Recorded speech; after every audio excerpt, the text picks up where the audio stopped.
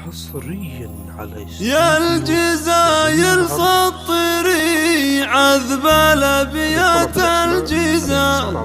في مدح بنت الشيوخ العريبين الكريمة هند ذي ما يوفيها المقال، شيخة من نسل روس وفرسان حشام بالحسن والزينية، كنها ملكة جمال، كنها بدر السماء لا بدا زاح الظلام، كنها بدر السماء لا بدا زاح الظلام.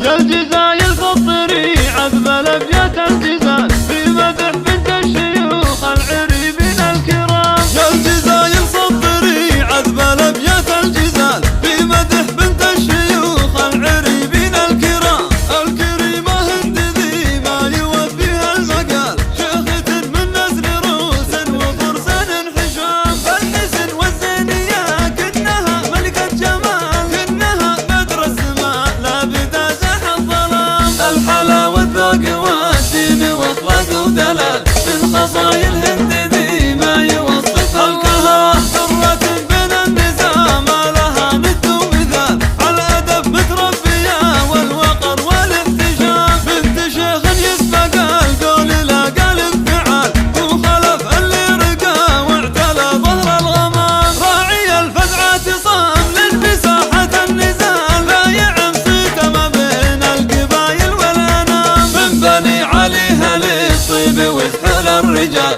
اهل عز واهل طاله واهل السيف الحسام، والسيف للنشامة كريمين الخصال، القروم اللي لهم عالي القدر ومقام، تركي الفز المظفر بالافعال الجزال، بالكرم والجود والطيب حزر فعوسام، واسم سلطان الجود له مقام بالعلال، المراجل كاسبه وللمراجل هو حزام. يا الجزاير صدري عذب الابيات الجزال في مدح بنت الشيوخ العريبين الكرام، الكريمة هند ذي ما يوفيها المقال، شيخة من نسل روس وفرسان حشام بالحسن والزينية، كنها ملكة جمال، كنها بدر السماء لا بدا زاح الظلام. الحلا والذوق والدين واخلاق ودلال من خصايل هند ذي ما يوصفها الكهال، ذرة بين النزاع ما لها ند ومثال،